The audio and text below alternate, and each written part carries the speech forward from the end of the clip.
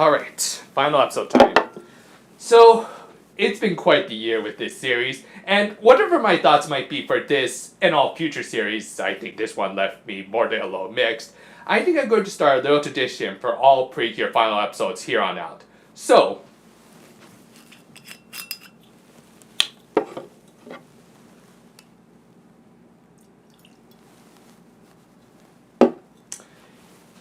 here's to you, Hugtto. Thank you for helping to expand the channel, and look forward to seeing you in at least 2 more crossover movies.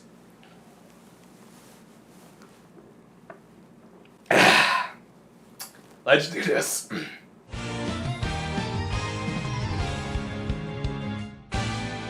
After opening with the old intro that they really should have saved for this final episode rather than last week so that we can actually bookend this show, we cut over to Hana cutting her hair and sticking with the Yui botch job look. The more things change, the more they stay the same.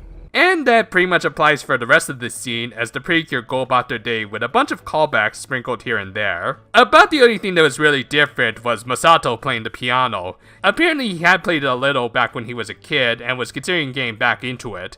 I'm guessing he was inspired by his little sister's passion for music. Though, wouldn't it match more with his sister if he went with something like, say, a violin?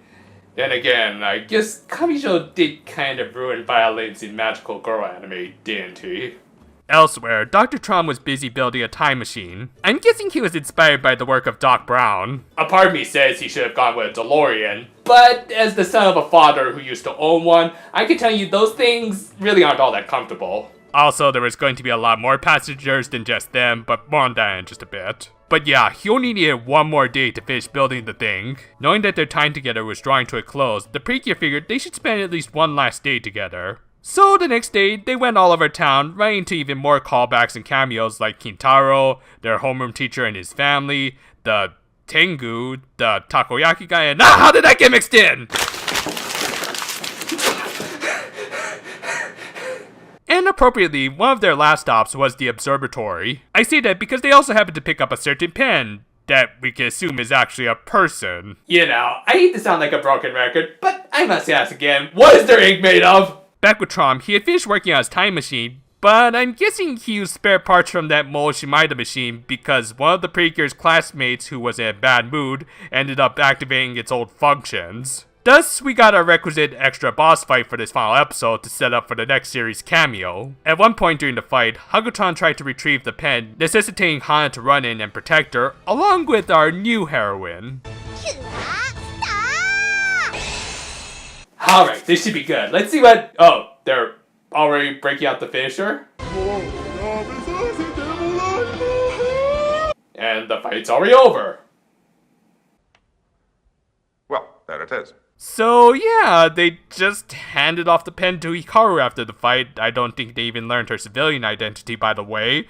And Hugton's face ended up on it. I'm guessing that's a mechanic of the pens we'll see more of in Star Twinkle, and this pen will likely return in Miracle Universe. But no time to worry about possible foreshadowing and all that, as Hikaru had to chase down a Kappa from Emu's debut episode, and speaking of which... Okay, that cameo was really half-assed, but hey, at least we can end this season with 1 more for the meme folder. With that though, it was time to say farewell. Harry literally packed up his shop that I'm sure received many building violations based on its location, and him and all of the ex-Karasus boarded Trom's time machine. Yeah, I guess they were all from the future, which I suppose sort of answers my question from episode 47 about what their backstories were, but we certainly could have used this information a little sooner. Well, I just needed to get that last complaint out, as I really don't have much to comment on about this farewell scene. And considering what we're about to see, this show seems to run on multiverse rules, like in DBZ, meaning that not only are they going back to the future, but they're also going to a completely separate universe. So, yeah, outside of the crossover movies, this is a pretty definitive farewell.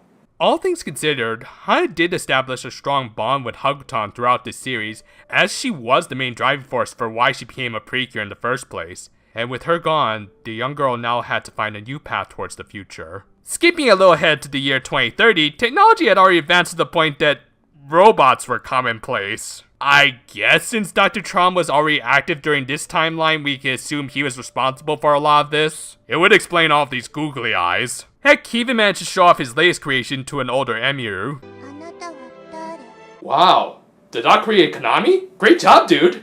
No, this is obviously an early version of the RUR series. Unfortunately, the HATE doesn't seem to exist in this timeline. Pity. Still, even though this wasn't the same android she knew many years ago, Emu still tried to play some tunes with her. And credit where it's due, Nao Tamara gives a great performance here, as you can clearly hear Emu's voice crack as she's unable to contain her emotions after being reunited with her old friend of sorts. We also caught up with the rest of the Precure and their friends. Kotori had become a cheerleading coach at the Precure's old school, kind of chasing your sister's shadow there, girl. Henri became a figure skating coach and was possibly married to Masato. Good for them. Ranze had become an award-winning actress. Tampopo was still working at her age. Jeez, lady, don't overexert yourself. Saya had become an OB. Daigan was one of her nurses. Homari had become a pro figure skater. And Purple, we really don't learn her occupation.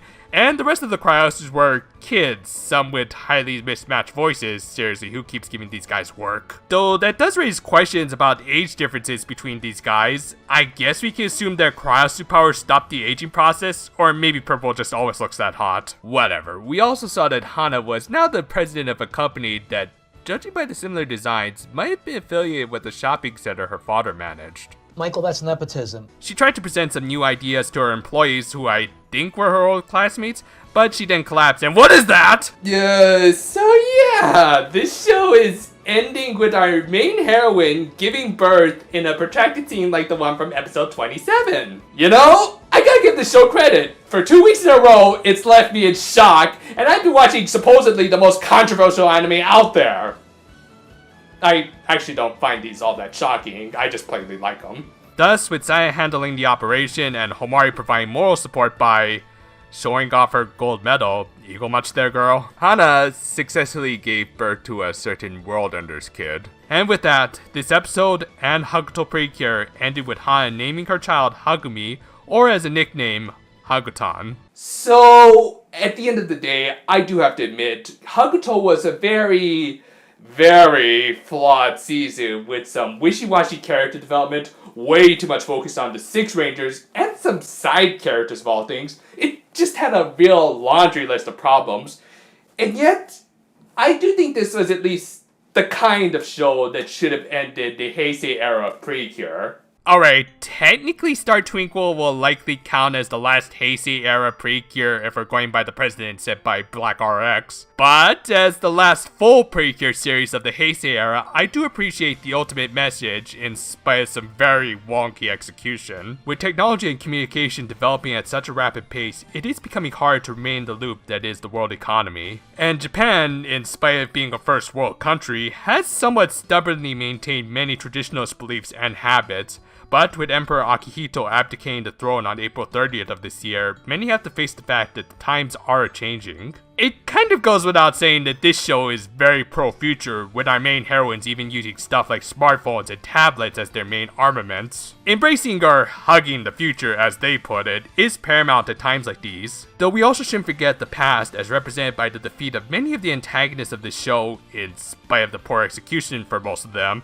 More on that when I later do a full series overview. The point is that while there can be many negative outcomes awaiting us in the future, there are also just as many, if not more, positive outcomes. And when we do have to accept the worst outcome, there can be ways of finding at least some solace in them. The future can be daunting, but we don't have to be afraid of it either. Speaking of this episode itself, it was an okay epilogue considering the huge backlog of stuff they had to wrap up.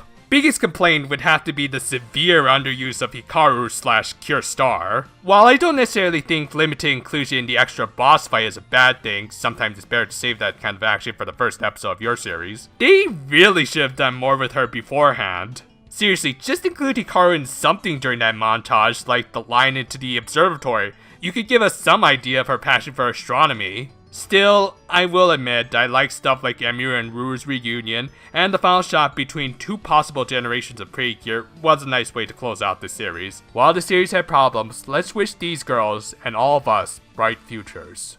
My weekly reviews will continue with Star Twinkle starting next week, so if you want to keep updated on all my stuff, feel free to follow me on Twitter, and if you want to see some of my more nerdy pictures of my figure collection, don't know why would you, feel free to follow me on Instagram. And if you haven't seen it yet, I recently posted the first part of my review for Doki Doki Precure. It was a really fun one to make, mostly because I got to stretch my Kamen Rider meme knowledge for some really fun jokes. Look forward to all of that, plus my more complete overview of this series, which I'll try to get out as soon as I can. And until then though, farewell for now my friends, and...